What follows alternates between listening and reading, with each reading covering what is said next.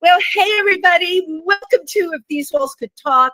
I'm Wendy Stuart, and I'm not really by my lonesome today. Tim's not here, but I have a guest, and he's live, and we like him better alive than dead, don't we? Yes, we do.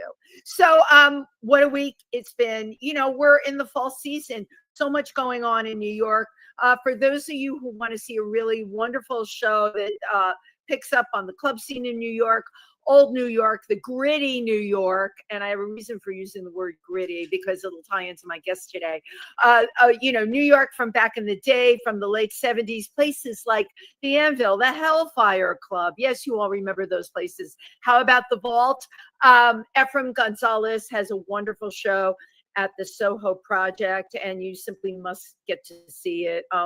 Just really wonderful pictures from back in the day, but they are very relevant now. We have to keep our New York history out there, right? Because I'm sure a lot of you know history is being rewritten, and what's being rewritten is often not the truth. The truth is in those photographs. Okay, I said my sermonette. Shout out to my amazing friend Tret Tierney. I gave an incredible birthday celebration for his 65th birthday, but I swear to God, he looks like he's 45. And we had it at a place called The Factory that, lo and behold, it's a bar restaurant now, but it seems to be Edie Sedgwick from The Factory lived in that building. Couldn't think of anything more fitting to have a party at. And I met so many of the most interesting people there. This is why we live in New York. This is why we go out. We love meeting interesting people. And speaking of which, I saw an amazing play last night, Alexander McQueen's play, which is at a place called The Mansion over in the Highline District. Yeah, I had to think about that. Yeah, you can tell I never go over there because I had to think about it. I don't go over there all that much because it's so far, but it was an incredible play. It's about Alexander McQueen, for those of you who followed his career. Amazing talent, batshit crazy, and a lot of amazing talents are, but the way the entire show was crafted completely blew the audience away. It was brilliantly done. And of course, we got to see all the clothes. And they have at intermission, they have like a little mini museum where they have on display Alexander McQueen costumes and shoes. And yeah, it was just wonderful. So the clock is ticking on that show. We've only got a few days left. So make sure you put that on your roster. It's Alexander McQueen. It's at the Mansion and not to be missed. This Saturday, you can catch myself and Lady Clover Honey and Dorothy Bishop and Evan Lawrence at the Boxers Halloween show. It's called The Zombie Show. It's being produced by, of course, the Imperial Court of New York. I forget who we're raising money for, but that's what we do, which is really wonderful. It's all Halloween themed, and yeah, this is like one of my first Halloween performances of the season, right? And now it's just going to mushroom out from there. What else did I want to tell you? Oh, and on a personal note, I went to a wonderful family reunion. My relatives, a lot who I haven't seen in 35 years, and you can only imagine a lot of cousins that were babies 35 years ago are now all grown up now. A lot of people I didn't recognize, a lot of people not there because they've gone to the other side, as I like to say, including my wonderful husband, Alan Kaplan, but I felt very much like he was there with me. But it's really great to get together with people that you haven't seen in so many years and just like catch up and get people's perspectives. And I will say most of the people at my family reunion agree with me about what's going on in the world. There you go. That was a very neutral way to say that. Okay, now I have a little something here. I'm going to give you a little clue about my guest today. You may be wondering what this phallic thing I have in my hand is, but if you look really close, hold on, I'm going to hold it up to the camera. Look at that. You can tell it's a rat tail. So I have a little something to tell you very special about today's guest. My guest is a playwright, a performer, and a director. And the show is called Detonation Rat Cabaret. It's happening at Theater for the New City. And you know what? I love when my guests get into who they really are, who they're playing, who they're feeling. So without further ado, I'd like to introduce you all to my favorite rat in New York, JC Augustin. Come on down. All right, there you go. All right, and we're all in there. It's so fun to have you here. We're gonna move that back a little so people can totally get the full flavor. Look at you, my God. You're all like cute and furry. And thank you. Yeah, thank you. Yeah, move over a little bit more this way because I don't want them to miss anything. We're trending, New York rat realness, baby. It is. We're serving rat realness here today on If These Walls Could Talk. You're so much fun. I always love having you as a guest on this show. The last time was Whiskey River. It was the Crocodile Show. The Crocodile Show. I had you on for that show, and then before that was Whiskey River. Amazing. This is your third time. So much fun. Yeah. So, well, you're always so much fun. You're working me. You're working me. I want more. No, you know what? I have to just share this with my audience. I love JC because he is so incredibly creative. His shows all have political and social relevance to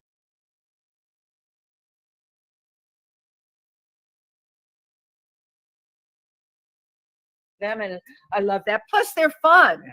They're art. Yeah, absolutely. And you just continue to do them. Yeah. It's like gonorrhea, it's social, it's political, and it's fun. Yeah. It's social, political. All right. There's one thing I disagree. I don't think gonorrhea is fun. I don't think our audience will agree relative. with you at all. Yeah, Right. Or it's all relative. Not that anybody in your audience would really know. No, we're not that kind of show. No judgments on this part. Did I hear a little squeak out of you? No, I just said squeaky clean. So I'm going to open up. Tell us a little bit about this show, and then I do want to talk about your twisted history. But the premise behind this show. Well, it was born out of this idea when Eric Adams had started this whole thing with the rat czar and upping the stakes on the war against rats in New York. That was the initial interest, and then it really it got kind of layered when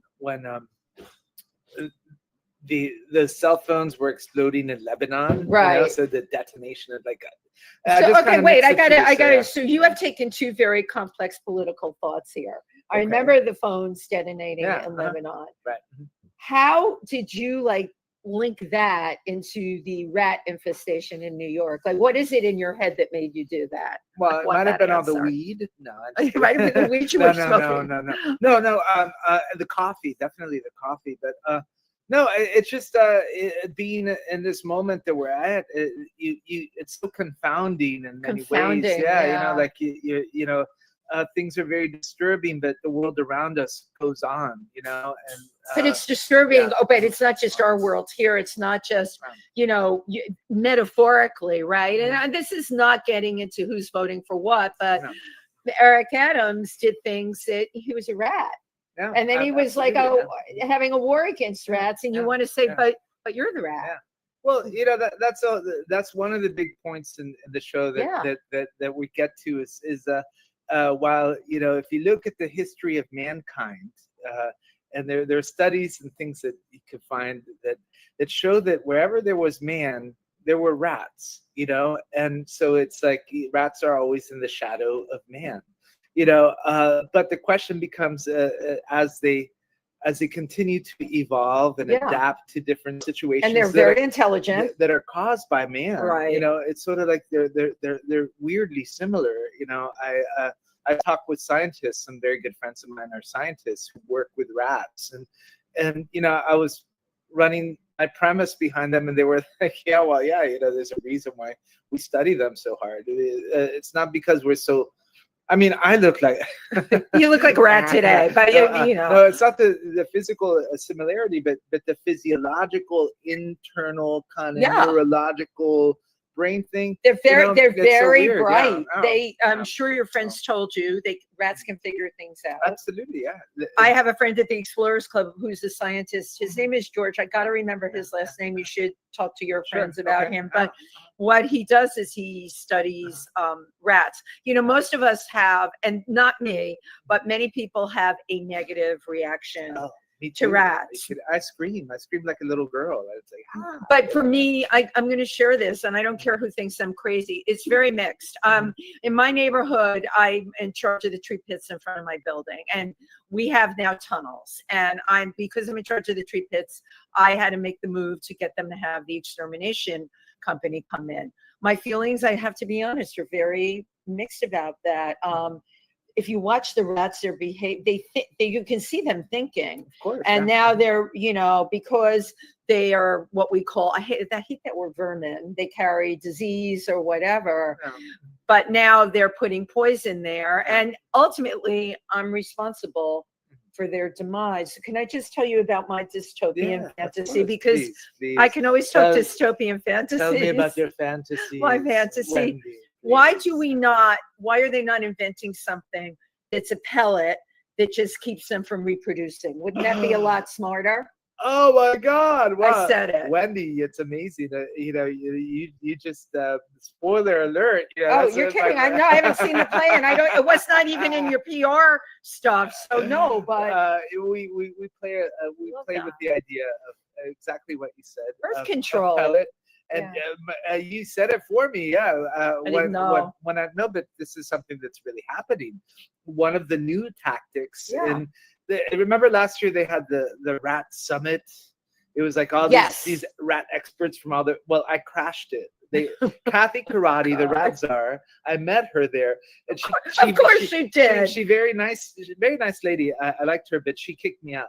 Like, what did you get kicked out? Because I walk into a room full of people with credentials. And did you have the rat suit on? No. And you didn't even have the rat suit on. No, I was trying to look like them, you know. Right. And but I could, you know, I could when I pulled out my notebook and sat in a very conspicuous seat. I was looking for a seat in the back, but all the back seats were taken. Right, I'm sure it was packed too. Yeah.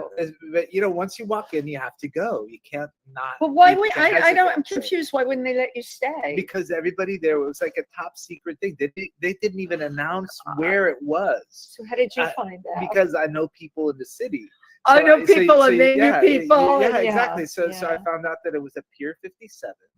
And I went and I snuck in, and I took out my notepad, and somebody was talking, and then Kathy Karate, the rat czar, she comes and she taps me on the shoulder. She does one of these, like, hey, you shouldn't be here.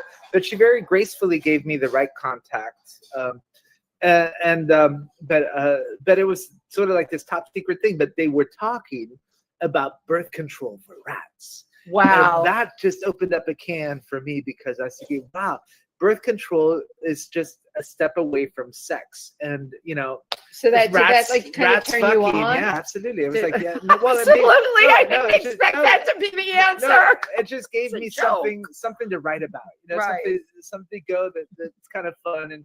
And Emilio, who's here, will tell who you. we're going to bring on. All of you know, it is about procreation and recreation and sex and drugs and rock and roll. It really is all that, because it's a story about rats, but it's really a story about humans, about us New Yorkers primarily. Yeah, it's like a metaphor for humans. A metaphor, yes. A metaphor. No, that's a big word, but no, it's just a crazy acid trip, whatever it is. It's we're having a lot of fun. And I'm really and I think, you know what, I love the creative energy behind it, because rats are a very big topic in New York for all of us. And we have started, all right, now I'm on my soapbox. I'm totally for recycling when I'm out in Pennsylvania for compost, totally. We started it in New York, and I know the composting things are secure or whatever, but now I have to be honest with you here. My feelings are a little mixed, because I have to say to myself, are they really taking it and putting it in compost, or are they emptying it and then it's going in with the rest of the garbage? Let's put our cards on the table here, which is going to make rats come. No, you know where it's really going. Tell me where it's going. The Jamba Juice smoothie. Yeah. I'll never look at Jamba Juice. They say you're such a rat. They're sponsors of our show, so I have to say Jamba Juice. Okay, so we got Jamba Juice in there, and I love that they're sponsoring the show, because I happen to. That's where I go. You go there? Of course, Jamba Juice. I don't know if I'll still be going there. Come on, we don't know that that's where the composting is going. They're going to sue me.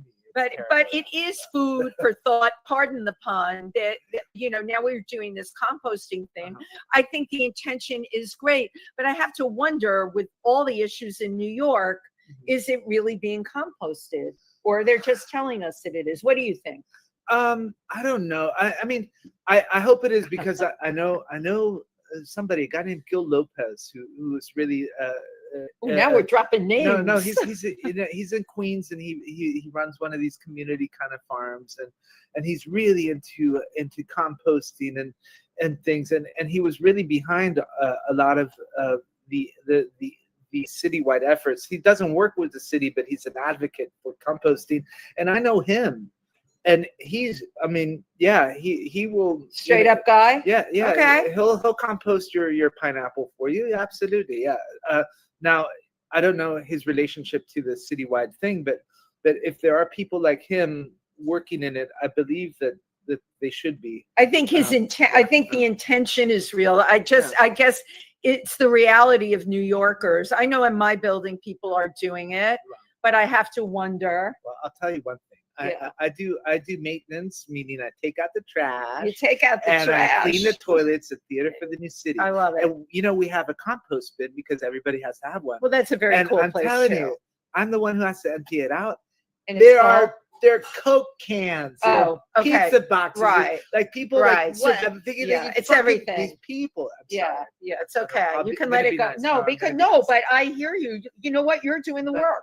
No, you're doing the work. You can. No, but I'm not gonna. But it just makes me think, like, God, people just don't get it, or they just don't want to put.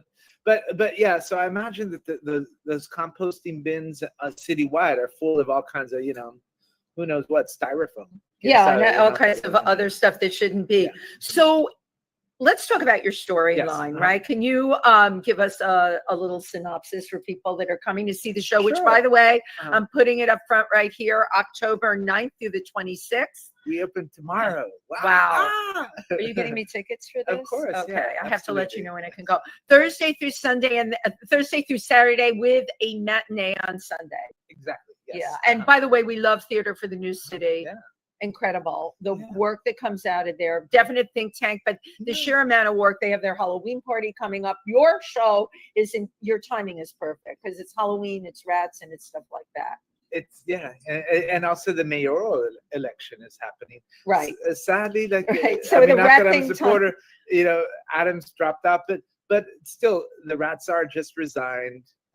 Rats will always be a part of the story of New York City, right? And politics. So it's all So I'm kind of thrilled that it's all happening. Timing is perfect. But more than anything, we're just having so much fun. No, I love that, and I want to talk about the songs, but can give us a synopsis. Okay, it's a very New York story. It's like we find our gutter rat, just she's adapted to survived through all the worst toxins and all the poisons in society.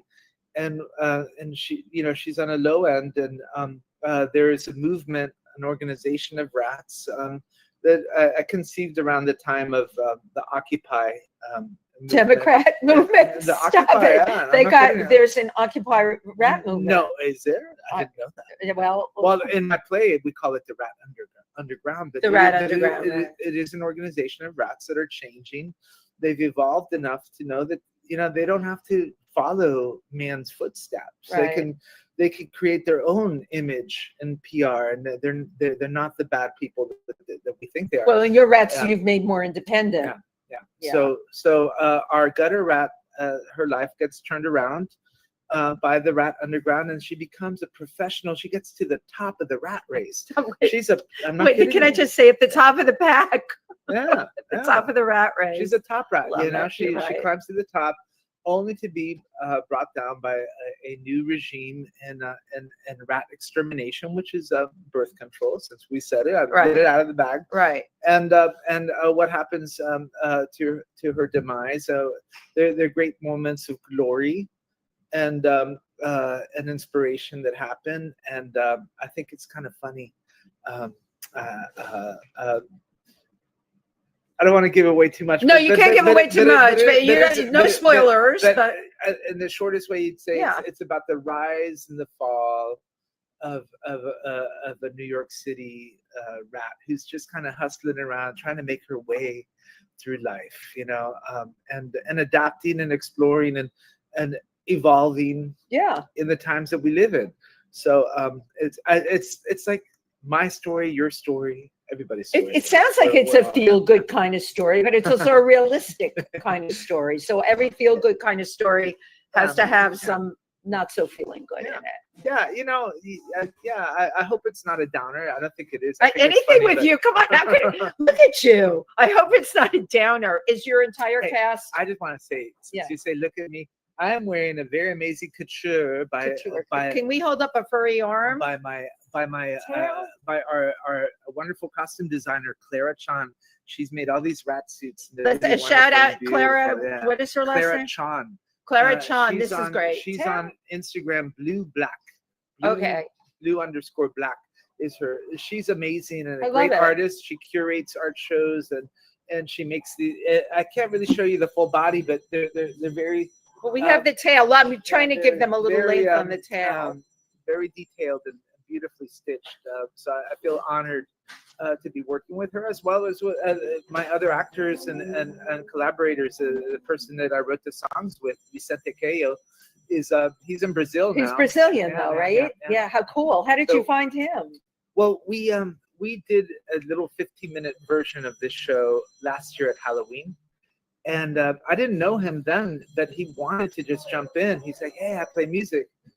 And we just started creating songs and just such a loving, wonderful, creative spirit. I love it. I love him very much. And that Sally had to go back to Brazil. And how can I say, oh no, you know, extend your visa? I don't know. Are there even visa extensions Make America, now? blah, blah, blah. You know, I was like, wow. So, but we continued the collaboration. You can collaborate, through the Zoom thing. Yeah. Not my cup of tea, but we made it work. The bulk of the songs were done by the time he was in Brazil. But I miss him dearly. Shout out to him. Yeah, Vicente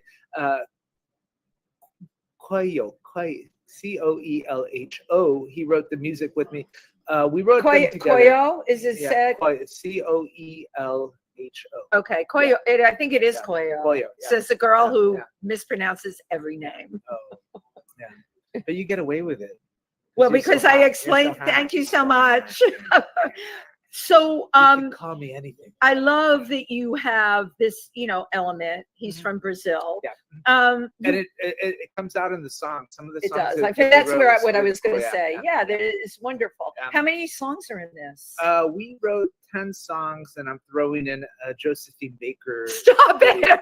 Josephine Baker is like that. I love it. No, but I love it. Yeah. She's amazing. We have a character that is somewhat of a goddess. She's not a rat. She's a skunk. I'll tell you, she's a skunk. Played by the amazing performer Bryce Payne.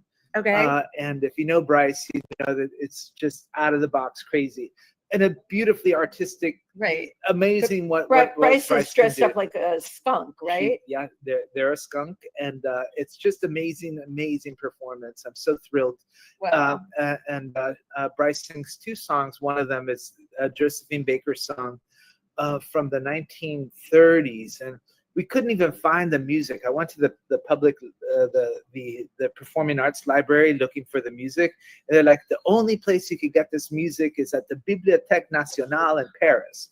I was like, wow. Oh, shit. So, I immediately just started, emailing all pianists that I know. Hey, do you know this? Yeah, and they had heard the song, but we actually got it. We Googled it, and we couldn't. We kind of stole it. Said it right here. No, you know what's going to happen, and this has been happening. It's a good thing I don't have it recorded and I'm playing it on this show, because I'm getting these warnings from Facebook that I'm using music and they are putting something on my account about monetizing. I know you have to be really careful. You know what? I have to ignore it because I don't know what they're talking about. I use, what do they call it? Copyright free music. Yeah, for my openings. Yeah, you have to be careful though. Yeah, you gotta just flip your hair. And you just have to say, like flip your tail and just say. So of course I want to get into more about you, but we happen to have someone here today that I want to bring on who is playing, I'm assuming, a rat in the show. He does many things. Okay. Emilio is just. He's just Emilio. No, there's many things, multifaceted, and what he does in our show. So do we want to try and fit all of us here, or do okay? Why don't you squeeze in the middle, Emilio? Oh yeah. Yeah. Oh, my tail! Hello, Emilio. How's it going? Okay, so I got to get everybody in here. So one of the things I just adore about Emilio, he's been on this show before. Everyone else sends a photo and a bio. With Emilio, it's just Emilio. he just, because he's so fabulous, he just shows up, and he's just really terrific. So please welcome Emilio Garcia. Hello. And I can't tell you anything about him because he never sends me anything, but that's okay, because he's going to talk about what he does. I'm scooting over a little bit more so we have a little more room. Okay, because we have one of our people today has a rat tail, and we have to allow extra room for the rat tail. Oh my God, we can all share the rat tail. My rat tail is your tail. My rat tail is your rat tail. So Emilio, yes. I know amongst the many things, Emilio does many things. I know you're a performer. Yes. How did you get involved in JC's production? With JC actually approached me while I was working with Chris Tanner. Chris Tanner, right. Yeah. Love the Chris. Lovely Chris Tanner, yeah. who I appeared with initially on their show. Yes. With no photo or bio, but you appeared. It's like we get you back again. You're Emilio. You're Emilio. That's all you need. So So JC approached me and was like, first of all, we had run in the same circle for a while, since I started working with Penny Arcade, right? And JC first actually invited me to audition for the street theater program. Oh, cool! At Theater for the New City, right? That you were doing over the last months, actually. Yeah, you were all over. Earlier this summer, yeah. And it was fabulous, and I got to work with the legendary Crystal Field. Right. And everything. Everything. And legendary, who does so much for the amount of production that comes out of Theater for the New City is completely blown away. I want to have Crystal on the show. I want to have her on the show. Totally she's the wisest person. Just the wise and wise and generous and committed. The real deal. The real authentic. authentic. Tough cookie. Yeah. Go on. So through that process, JC asked me to join the cast. Okay.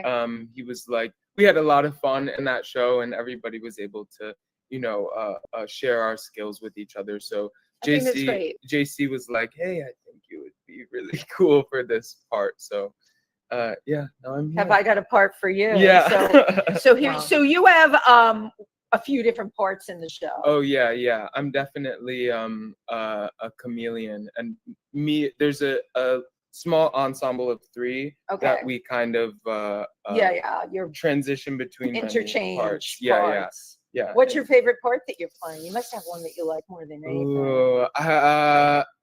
Well, of course it has to be Splat. It's Splat. It's Splat. Wait, hold on. Splat. Yeah. SPLAT. Oh yeah. Yeah. Okay. And that's how JC offered me to be in the, when he pitched it to me, I was like, yes. I was like, I don't even care what it is. Yes. So and JC's just like such a magical mind. When I came to the that's the what we table call read, it. It's a magical yeah, mind. that's what it is. When I came to the table read, I didn't know what to expect. Of course. I wasn't familiar with JC's work. So when we were getting into it, I was like, this is really good. This is really, really good. Yeah. And well, he's a great writer, and he's got an he's got the kind of brain that you used to say back in the day that did a lot of LSD, came through it, and just writes incredible imagination. Yeah. And the characters are brilliant. So brilliant. Yeah. They're so brilliant. So can I ask what kind of animal Splat is? Splat is also a rat. Yeah. Okay, Splat. Wait, hold on. Splat the rat. Okay, they got it. Not really. You could explain better.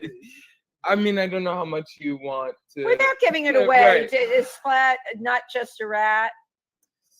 God, this is so. We're like doing haikus. Is Splat just not a rat or something else? That's a haiku. Well. Splat is a conundrum in a way. A conundrum. Splat's a conundrum. Splat is it could be seen as the product of the New York City rat war. Definitely, Splat is genetically engineered, and he's. You use a lot of different elements of now in your shows. So this character is genetically engineered. I'm very sci-fi. I love sci-fi. I don't understand science, but I like fucking. JC, it's not so sci-fi anymore. They're genetically engineering. They can do this with babies. Reality, with embryos. Well, Splat is exactly. Wendy, it's so amazing. You know my play because I don't know. Splat, you didn't tell Splat me about is he is a genetically engineered creation that we have an amazing Splat entrance. We're not going to give it away because we want people to come see this incredible show, that sounds so insightful to everything that we're dealing now. Yeah, thank you. I hope that it will be. I think that it is. From my biased point of view, it hits all the points. And of course, when you're creating and directing, you want to try to find a way to connect, and you don't, I feel confident. I love it. It's great, but you never know how people take things, but that's why you put the show up there, and you just do it. We're not always creating for audience. Why we create these things for ourselves because we have a story to tell. And a message. You have a lot of messages in the kind of work that you do. No. My bottom line message is shake your booty. Have a lot of fun. But no, Amelia. In your rat suit, shake your booty and your rat tail. Here we go. Let's just do one right here. Woo! Shaking the old rat tail. I just want to say, like, Emilio, you has been a really amazing presence. I'd never worked with you before we did the summer thing, but immediately the summer thing is this. Your voice is like a beacon, an amazing voice. Well, and a beautiful mover, and so I love working with people who just want to contribute. And you got that. So I feel very honored and blessed to be working with you. And doing this because you. I mean, he's also helped choreograph.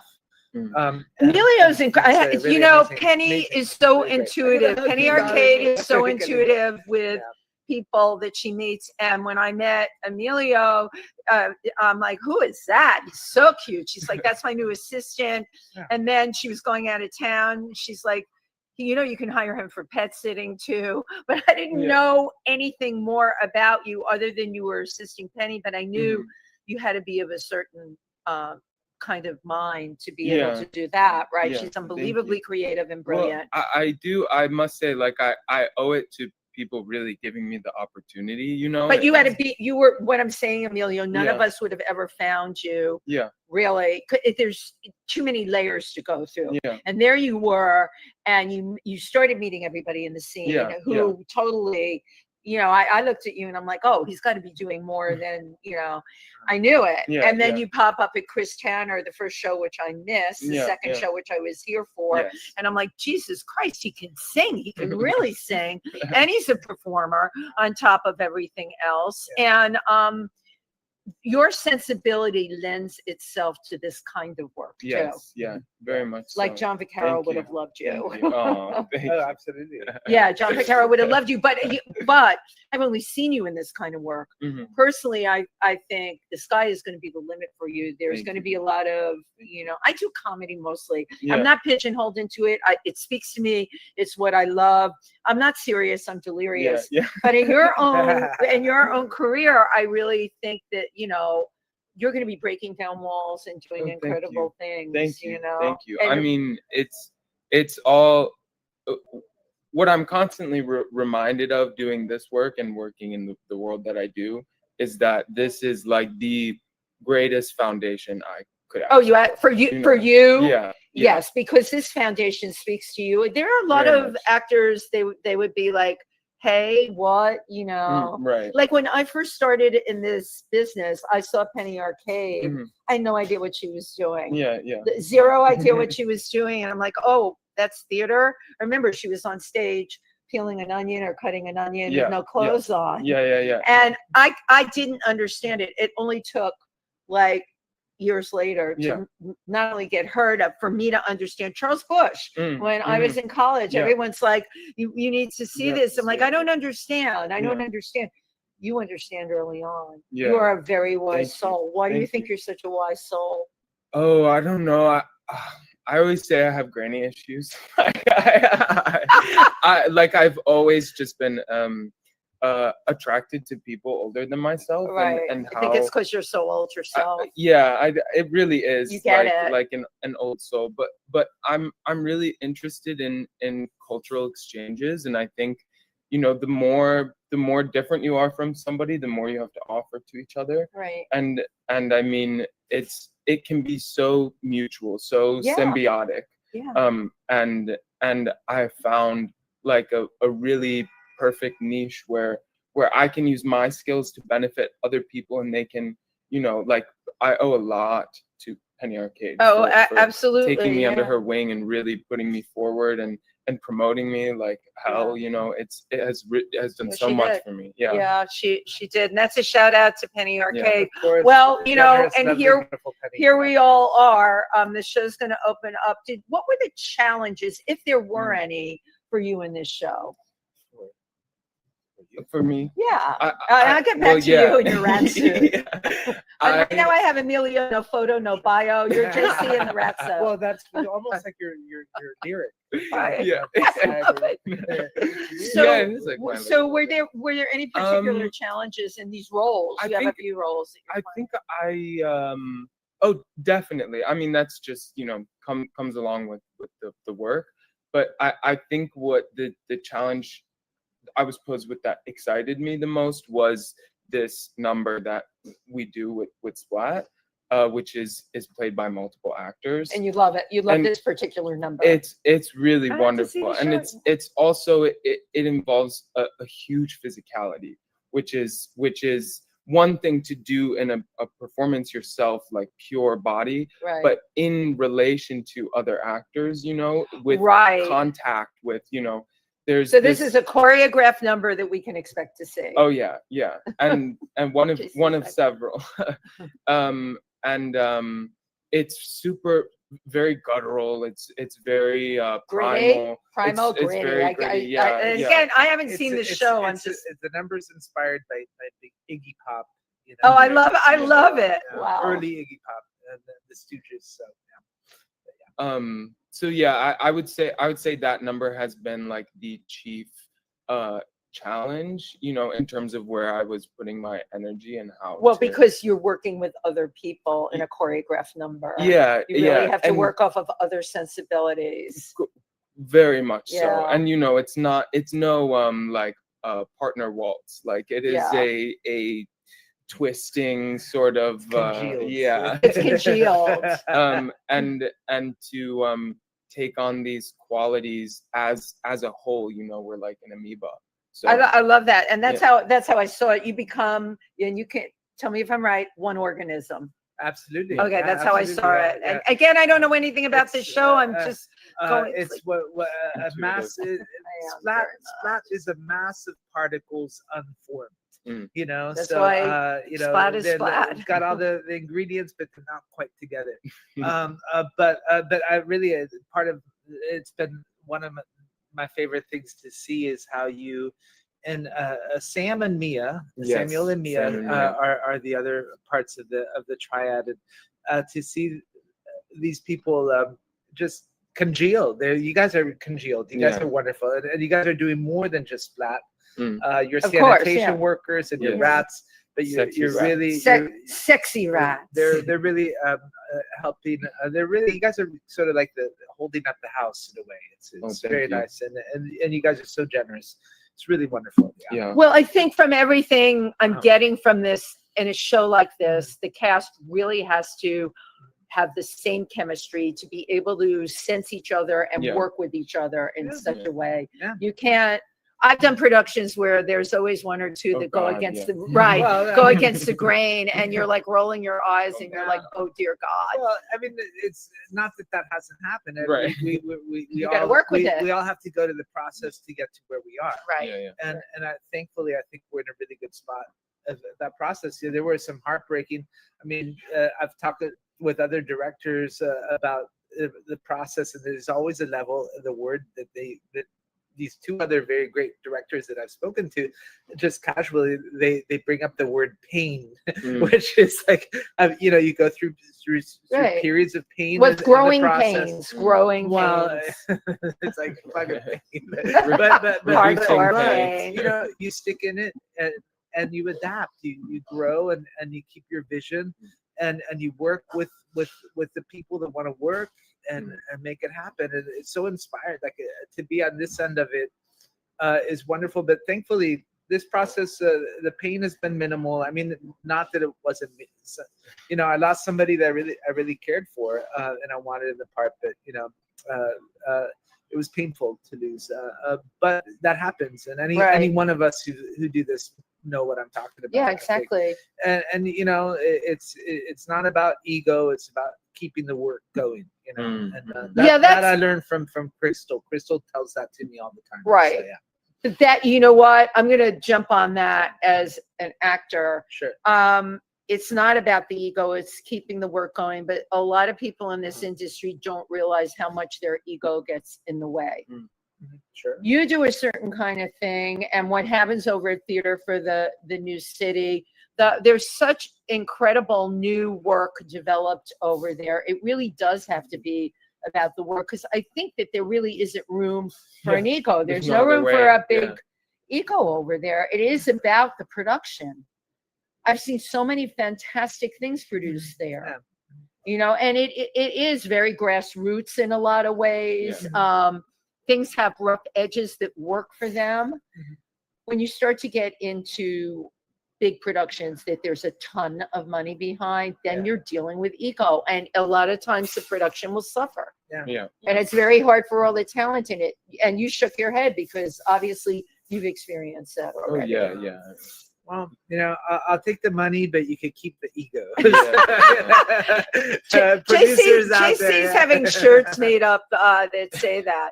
Okay, so now I have to pick JC's brain. So maybe I'll switch it to a you. Yeah, totally. How does that sound? Perfect. All right. Don't take the tail with you. I like the coziness. That was nice. No, we're going to do it. Emilio's just going to go on the end. Okay. Super. And you know what? And I'm just loving this moment. This is like really hokey, but I'm just like feeling it. So bear with me.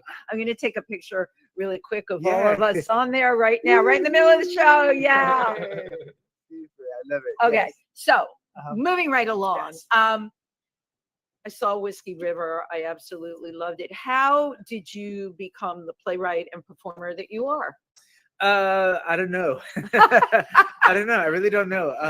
Sometimes, you know, you get an idea and it just, it kind of starts building coil and it gets more and more into your brain. And when you start writing things down, and they think, oh, okay. That's but when cool. did that happen for you? Like, how old were you when you started doing that? Let's talk a little bit about your history. Way back. Way back. No, I think sometime in middle school. I learned that I was my stories would win little awards. You did win awards. Yeah. Did well, people, not there wasn't scholar type of thing, no, but it was like a creative writing class. Yeah. And I would read my stories and people would like them, and that was the first time I really thought that yeah, cool. Did other kids get you in school? Did they get who you were, or were you out of the box? It's such a weird time. I don't know. I don't know. But obviously you evolved to enough support happened that you could be the you who you are. The thing is, theater became the theater is your home. That happened, and you learn about expression, you learn about art, what moves you creatively, what moves me creatively kind of guides me, or has guided me through times of delusion, when you think, oh fuck, I'm so messed up, or but you something inspires you. For me, it was at the Guggenheim many years ago. Louise Bourgeois had this amazing show that was just what was it about the show for you? It was sort of like this internal brain fuck. It was like amazing. It was just if you know. It spoke to you. I'm going to Google. Bourgeois' work, she makes these cages that are kind of like haunting and weird and kind of scary. Yeah, they're cages. She does many different things, but the cages was up at the top of the Guggenheim, and I went there with my niece, and she was in her 20s at the time, and we walked out of there, and I was just. Oh my God, blown away. And my niece was like, that was really disturbing. Right. But I remember that being just kind of like the jump off for me to say, hey, this is really what I want to do. And while I don't create art like Louise Bourgeois, I would like to. I mean, I love making. I mean, I actually made these rat tails, but these are really quite beautiful. They people can see there's detail in the rat tails, the stitching in the rat tail. It's interesting. Your niece found it. I'm on a path here with you because she found that show about cages, and I don't know what it was. I'm going to Google this person. She found it disturbing. Yeah. You found it groundbreaking. Something in that spoke to you. Yeah. Because she a lot of her work is sculptural, and it deals with almost like not transgender in how we know transgender, but in the transness of gender. In the transness of gender, like that kind of zygote area where before our sex might be determined, and that's not. It's not as literal as that. It's just something that to me. Really spoke to me, and was it the primal? Factor, was it the primal? Yeah. I think primal. So what I'm getting, primal things speak to you. You use it in your work, absolutely. And primal, gritty, not so pretty. Yeah, not so pretty. No, not so pretty. But beautiful. Right. Right. Definitely, because even Whiskey River, which was. The characters in it were all very, very intense. You got a rat in that too. That no, it was the whiskey. The whiskey, right? The whiskey, right? But there's always that metaphor in there, that thing that's not so nice. Oh yeah. But you like to put the not so nice on stage. Yeah. But you know what? You put it on stage in a really nice way that embraces your audience, that makes your work really interesting and really stand out. I thank you. Thank you. Yeah. Even your sets in Whiskey River, the thing I love, they had, because these are not huge budget productions, they had created an actual river on stage with cans. With little bottles and little mini bottles. There were mini bottles, right?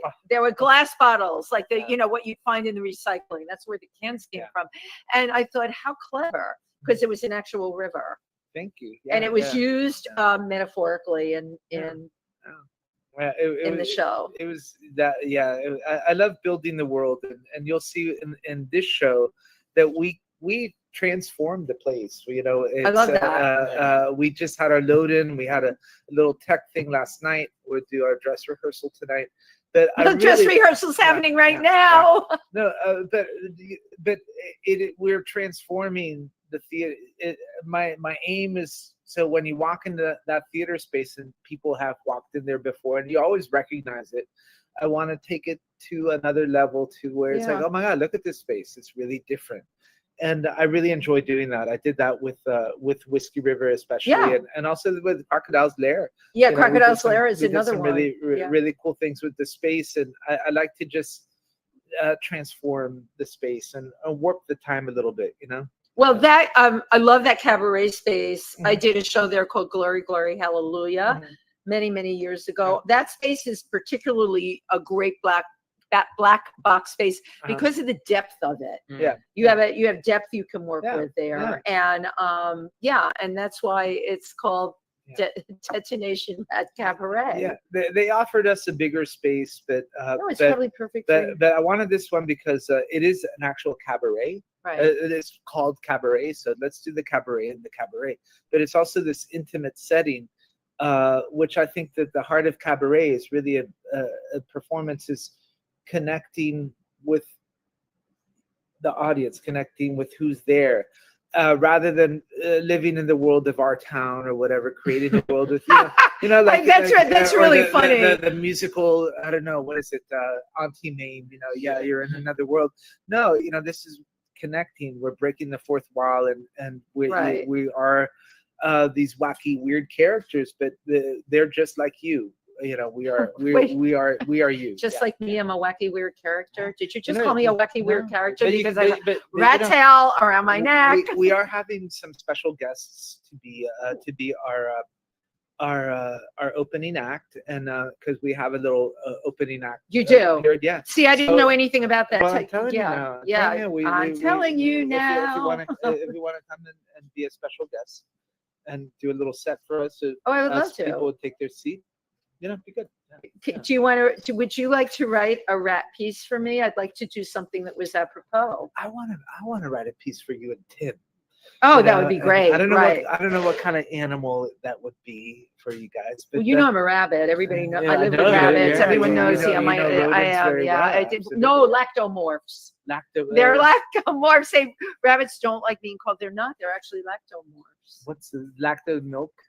You know what? I never thought about the Latin roots of it, but they're called lactomorphs, rabbits. There you go. Emilio learned something too. I did. Come back on the set, Emilio. Yes, good over there. We go. Emilio is listening to port, as I said. So I feel like we're on the Coney Island roller coaster. We are. My shows are all being on the Coney Island roller coaster. I have some comments which I can never see, but all right. Hello, dear friends from Dear Rose Trentman. Let's keep the original history intact. Yeah. Okay. Are we doing that? Yes. And Rose will see you in Boxers on Saturday. Yes, indeed you will. And when do you bring the most interesting, fascinating guests to your show?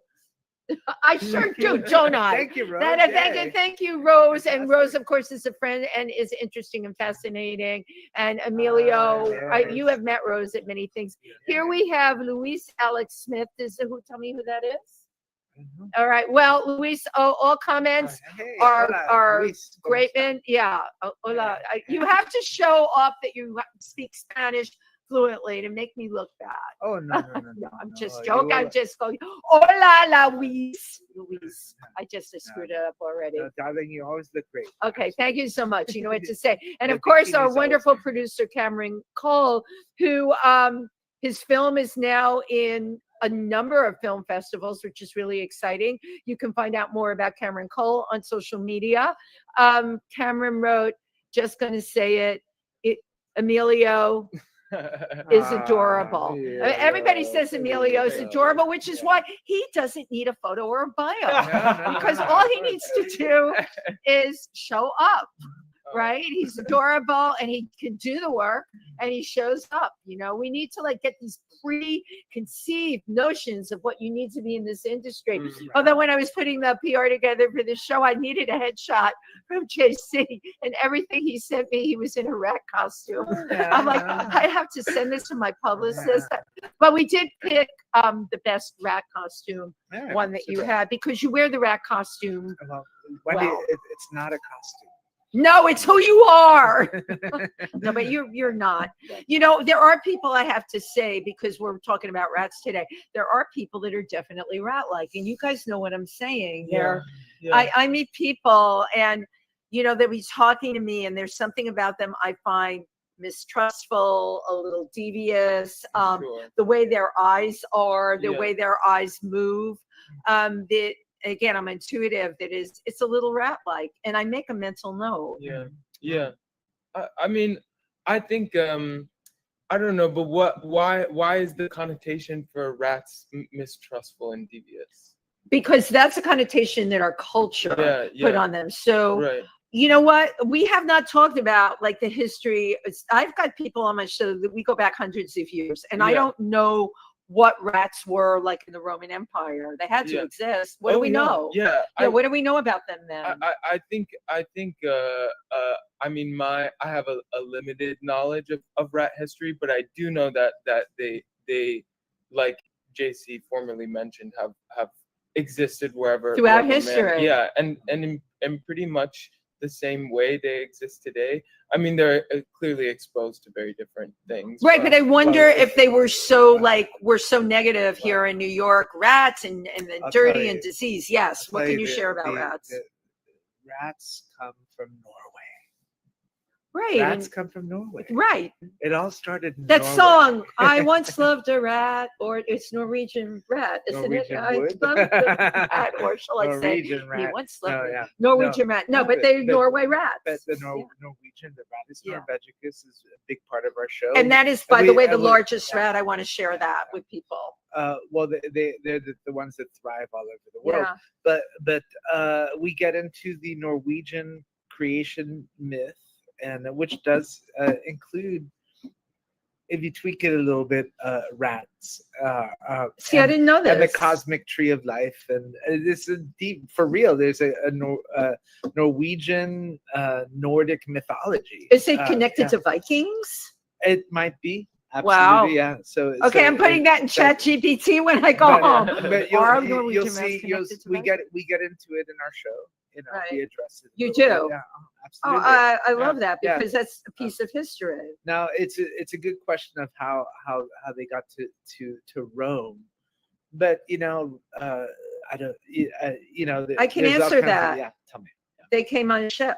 Of course. Of course they came on a ship, because rats were. That's how they made it all over the world. Yeah, exactly. Oh, I'm so smart! I just blew myself away. Came on a ship. So a cruise. They were on a Holland America Line cruise. How did Americans get to America? On a ship, right? And this is common sense. Okay, I'm going to throw one more thing into this. We all remember science in school, right? And often they would do rat experiments, which they were just humane, and usually a kid would take the rat home for the summer or whatever. They really make, I have to put a plug in for rats. They're so smart, and they really make great pets. I just have no more room in my menagerie, but I know people that have had pet rats, and here I'm going to put a shout out. Rats are really great. They make wonderful pets. They're highly intelligent. People I know that are into them absolutely love them. Absolutely. I think it's the street rats. The thing is, our whole thing with vermin and diseases that we might get, and viruses. But hello, look what happened. Well, in what situation is a rat coming up to you and biting you? Right. No, exactly. I've never seen that. Yeah. You might get a rabid raccoon that would come up to you, but Emilio's so smart. Well, it's true. But it's like a bad rap. I think pigeons get a similar thing. They do. The rat would tell you, hey, it's not us, it's our fleas. Right. Because the fleas are really technically the vector for disease are the fleas, as are the tick in the deer. I would say it wasn't us; it's our fleas. It's the fleas that but live on us. So well, we're going to talk birth control here. Maybe what you're saying about the fleas. Why not come up with something in that feed that they can stop the fleas from reproducing on the rats? I'm coming up with all these ideas. I'm trying to change the way we perceive rats in our society. Well, welcome to the rat underground. Welcome to this is what the rat underground is all about. It's about changing the perception. We're changing the perception here on If These Walls Could Talk. I loved having you all on here. It's so wonderful to be here. Oh, it's great. So Theater for the New City, October 9th through the 26th, Thursday through Saturday, with a matinee on Sunday. And you can go to Theater for the New City, their website, and order tickets for this. I highly suggest that you do. It's only $20. I know. And you that's another thing. Right. It's a full-on cabaret, and that's another thing. They always keep the prices reasonable there. Yeah. I feel like many New Yorkers now, it's just ridiculous. Yeah. Like what I know, it's like, how do they do this, and how are they getting away with it? How are they getting away? How are they getting? My personal piss off, and I'll share this off before I get off, is, I'm a performer. Maybe at 2:00 in the morning, I would like to take a taxi home, and I can't spend $40. That's just not right. And God help you if you're out in Brooklyn at 60 or 65. That's wrong. And this was just allowed to happen. And you know what? We're mad as hell. We're not going to take it anymore. That's why we're writing plays about rats. Theater for the New City, Detonation Rat Cabaret. Yes. October 9th through the 26th. Please come. Thank you both. You're all got great guests. All right. Goodbye, everybody.